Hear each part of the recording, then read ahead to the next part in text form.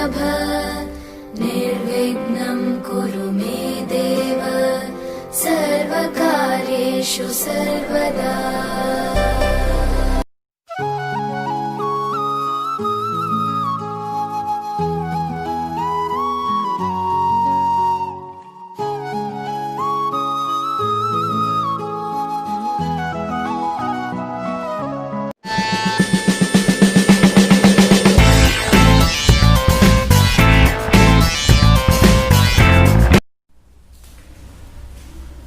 नमस्कार, दिनेश कुमार माली, कक्षा द्वादशी, विषय गणित, अध्याय छठा, जिसमें हम पढ़ रहे हैं सततता और अवकलनीयता। अभी हमने इससे पहले सततता के बारे में पढ़ा, फलनों का किस तरह से सतत होना, कंटिन्यूटी। आज का जो हमारा प्रकरण है वो है अवकलनीयता। फलन किस तरह से अवकलनीय होते हैं। तो अवकलनीय होने से पहले कुछ पूर्व जानकारी। गत वर्ष एकादशी कक्षा में आपने अवकलज डेरिवेटिव्स के बारे में पढ़ा था, तो उसके बारे में थोड़ा वापस हम रिवीजन करेंगे।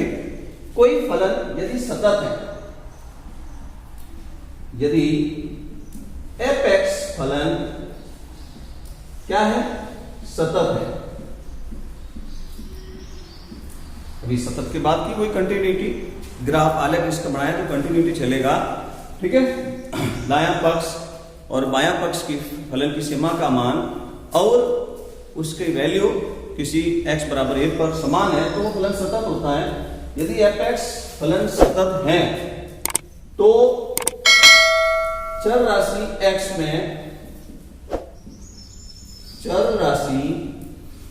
में डेल x की वृद्धि हो तो y के मान में भी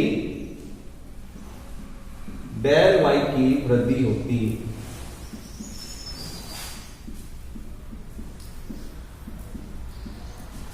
ठीक है, तो del y upon del x, ये del y upon del x का जो अनुपात है में डेल x की सीमा शून्य की ओर अग्रसर है,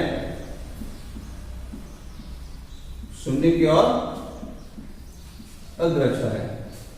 ठीक है, ऐसा बोल सकते हैं del x goes to 0, del x का मान शून्य की ओर अग्रसर है। ठीक है ना।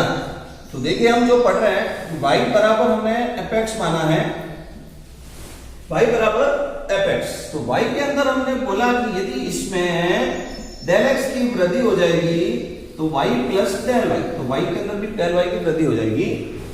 ठीक है ना। तो del y is equal to fx plus del x minus का y को हमने पक्षांतरण कर लिया, यहां से उधर y पक्षांतरण हो गया। तो del y is equal to f x plus del x minus y upon, यदि हम दोनों पक्षों में डेल x का भाग दे दें, ये दोनों पक्षों में डेल x का भाग दिया तो इस तरह से बना है। तो ये del y upon del x is equal to, यहां पर अगर हम इसको बोले कि ये जो डेल x का मान है वो सीमा इसकी जो है शून्य की ओर अग्रसर है, तो limit del x goes to 0। तो इस तरह से ये जो बना है x plus del x minus y upon del x। तो अभी यहां पर जो हमने limit del x goes to 0 लगाया है, तो इधर भी limit del x goes to 0 होने पर यहां पर जो ये बना है इसको हम dy अपॉन dx बोलते हैं। dy अपॉन dx कहते हैं इसे ही अवकल गुणांक कहते हैं।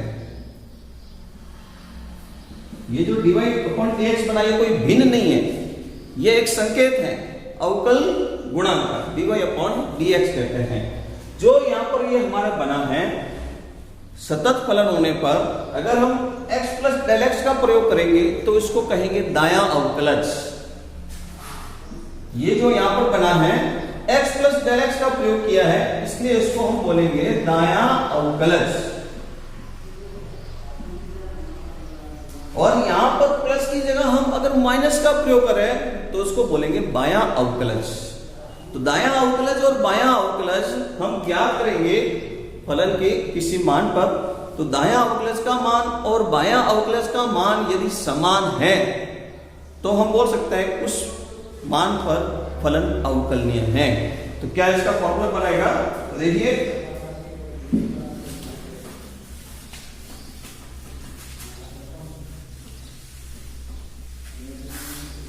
तो हम मान के लिए बात करते हैं। जैसे मान लेते हैं एफ एक्स बराबर ए पर, एफ एक्स का एक्स बराबर ए पर, तो बोलेंगे हम फलन का दायां अवकलज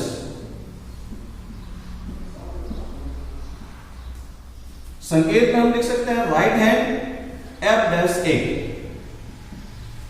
एक्स बराबर ए पर बात कर रहे हैं तो right hand F dash A, तो ये दायां अवकलज का संकेत है। यहां पर हम लिमिट h मानते हैं, h goes to 0 F a plus h minus F A upon h. ये जो दायां अवकलज है, और दायां अवकलज निकालने के लिए दायीं सीमा हमको चाहिए एफ एक्स का बायां अवकलज, ठीक है। इसको हम ऐसा भी बोला जा सकता है एफ डैश ए प्लस एच, ये भी बोला जा सकता है ए प्लस एच, लिमिट 0 लगाएंगे तो 0 बोल देंगे। एफ एक्स का बायां अवकलज, तो इसके लिए बोला जाएगा F dash A minus H, left hand F dash A. तो limit H goes to 0 F A minus H minus F A upon minus का एच। बायां अवकलज और दायां अवकलज हम निकालेंगे किसी फलन की जो अपन को प्रश्न में दिया हुआ बिंदु, उस बिंदु पर यदि दायां अवकलज और बायां अवकलज समान हो जाए, x बराबर a पर f dash a plus 0 is equal to f dash a minus 0, तो फलन x बराबर a पर अवकलनीय होगा। हम जो पढ़ रहे हैं अवकलनीय की बात पढ़ रहे हैं, तो दोनों अवकलज निकालने हैं हमको, दायां अवकलज और बायां अवकलज, दोनों का मान समान होना चाहिए, तो वो फलन अवकलनीय कहलाएगा। समझते हुए लिखो इसको।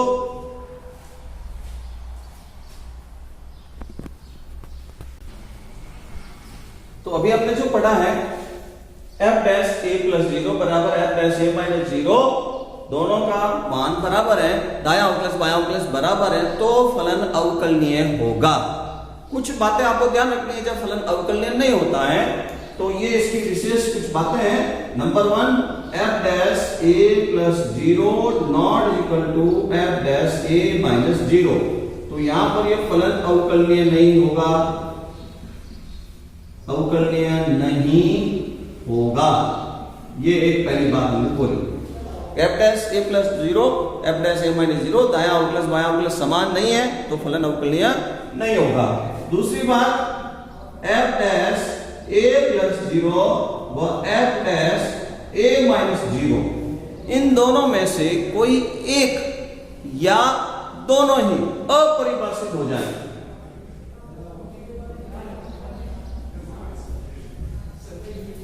अपरिभाषित होने पर, दोनों या दोनों में से कोई एक, तो फलन अवकलनीय नहीं होगा।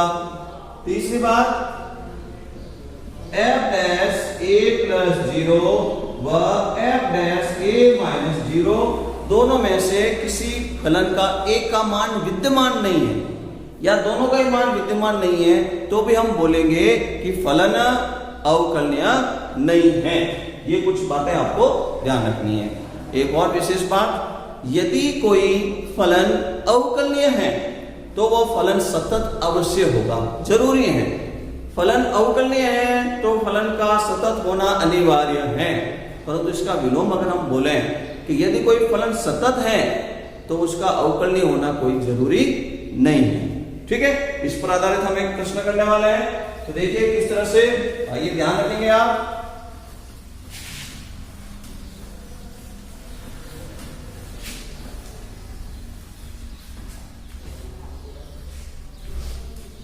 तो हमारे सामने एक प्रश्न है एफ एक्स बराबर मापांक x माइनस 2 मॉडुलस का प्रश्न है। मापांक x माइनस 2 है तो x बराबर 2 पर फलन के अवकलनीय की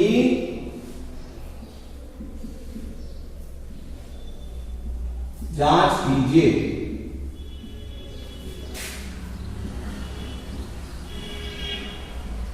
ये आपके सामने प्रश्न है, फलन का अवकलनीय होने की जांच करनी है। कहां पर?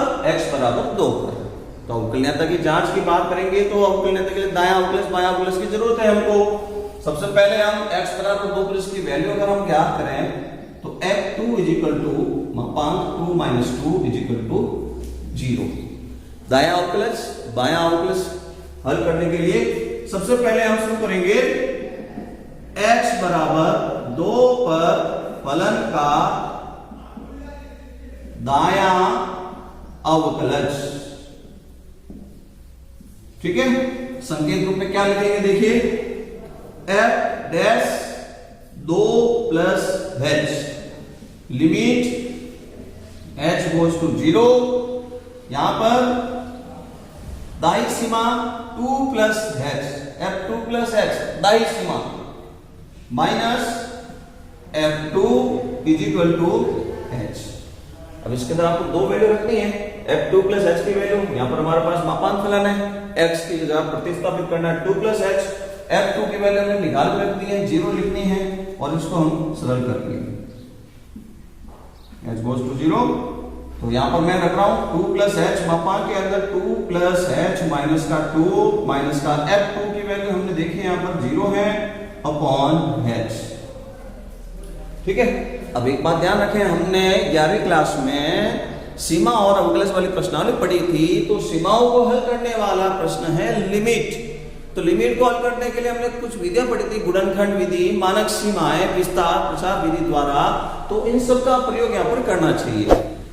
ठीक है ना, अगर हम डायरेक्ट लिमिट लगाएंगे तो वो फलन अनिर्धारित हो जाएगा, 0/0 के रूप में चलेगा, तो वो इसका वैल्यू नहीं। पहले उसको हल करने का प्रयास करेंगे लिमिट को। तो हम यहाँ पर इसको हल करने के लिए काम करेंगे। तो देखिए यहाँ पर 0 हटा देंगे, 2 प्लस माइनस 2 कैंसिल हो जाएगा। तो यहाँ पर अब ये इस तरह से बन जाएगा, लिमिट h गोज टू 0 मापांक h अपॉन h। तब इसको हल करेंगे तो h अपॉन h मापांक लगा हुआ है, तो h बोलेंगे इसको limit h goes to 0 h upon h, इसकी वैल्यू 1 बन जाएगी। h अपॉन h कैंसिल होकर 1 हो गया। तो ये जो मान किसका है, f डैश 2 प्लस h का। अब हम इसके अंदर बोलेंगे लिमिट लगाने का। जब तक इसका सरल हो गया मान, हम लिमिट लगा सकते हैं। तो हम यहां पर बोलेंगे तो लिमिट लगाने का, अप्लाई टू लिमिट। तो यहां पर f डैश 2 प्लस h का हम लिमिट लगा रहे हैं, h का मान 0 लिख रहे हैं, इज इक्वल टू यहां पर h देखने को भी नहीं है, तो इसकी वैल्यू बदलनी ही नहीं है। भले यहां पर एक बार आप यहां ऐसे लिख के छोड़ दो, लिमिट h गोज टू 0 1, तो h वैल्यू भी नहीं है, तो 1 का 1 ही रहेगा, समीकरण नंबर 1। ये जो हमने ज्ञात किया, ये हमने दायां अवकलज ज्ञात किया। ऐसे ऐसे हम बायां अवकलज ज्ञात करते हैं। अब तो x बराबर 2 पर fx का बायां अवकलज।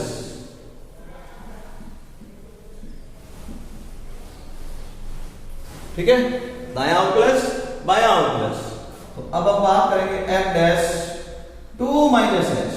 जहां पर ये प्लस था, प्लस की जगह माइनस हो जाएगा। दाईं सीमा काम में लेंगे, इसमें limit h goes to 0 f2 minus h minus f2 upon minus h।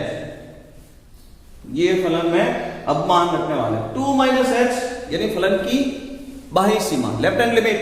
तो यहां पर x की जगह 2 माइनस h लिखा जाएगा। f2 की वैल्यू आपने सबसे पहले निकाल के रखी थी, वैल्यू 0 थी, तो 0 लिखा जाएगा।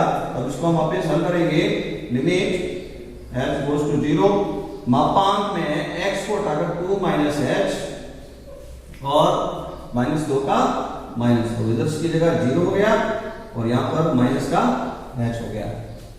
ठीक है, अब आप इसको सरल करेंगे, पहले सरल करेंगे लिमिट बाद में।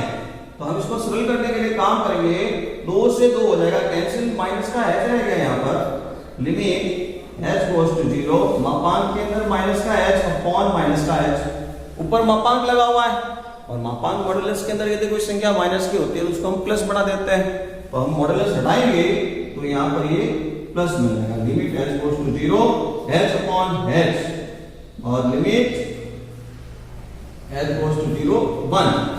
ये जो वैल्यू किसकी है, f2 माइनस hb, इसका सरल आंसर ये हो गया। अब हम बोल सकते हैं फिर वापस वही लिमिट लगाने पर, तो यहां पर हम अब इसके अंदर लिमिट लगाएंगे, लिमिट लगाने पर, तो यहां लिमिट लगाएंगे तो यहां पर बन जाएगा f डैश 2 माइनस 0, h की जगह 0 हो जाएगा और इसकी जो वैल्यू है h दिखने को भी नहीं है तो एक का एक ही रहेगा, समीकरण नंबर ये कहलाएगा 2।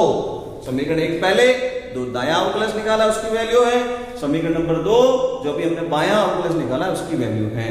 आप दोनों की वैल्यू देखें, समीकरण 1 के अंदर जो वैल्यू बनी थी आप देखेंगे तो 1, f डैश 2 प्लस 0 का वैल्यू 1, अभी आप समीकरण नंबर 2 जिसमें बायां अवकलज f dash 2 minus 0 is equal to 1, दोनों का मान समान है, तो आप यहाँ पर लेफ्ट लगा के लिखेंगे क्योंकि f dash 2 plus 0 is equal to f dash 2 minus 0, अतः fx x बराबर 2 पर अवकलनीय है,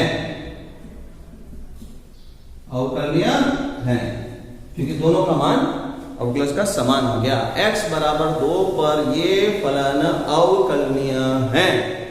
ठीक है, अच्छी तरह से समझे। तो यहां पर जो फलन था वो एक मापांक फलन था, मापांक फलन प्रत्येक बिंदु पर सतत भी होता है और उस लिमिट के मुताबिक ये अवकलनीय भी हो गया। समझते हुए लिखिए, धन्यवाद।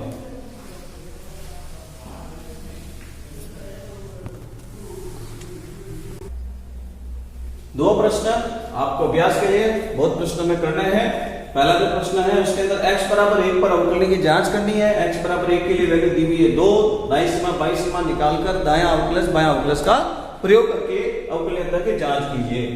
फलन fx बराबर, फिर दो प्रश्न दिए हुए हैं, x बराबर 0 पर अवकलनीयता की जांच कीजिए।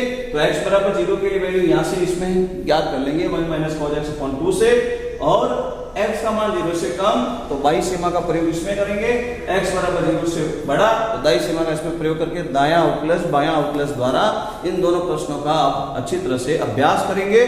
लिखें और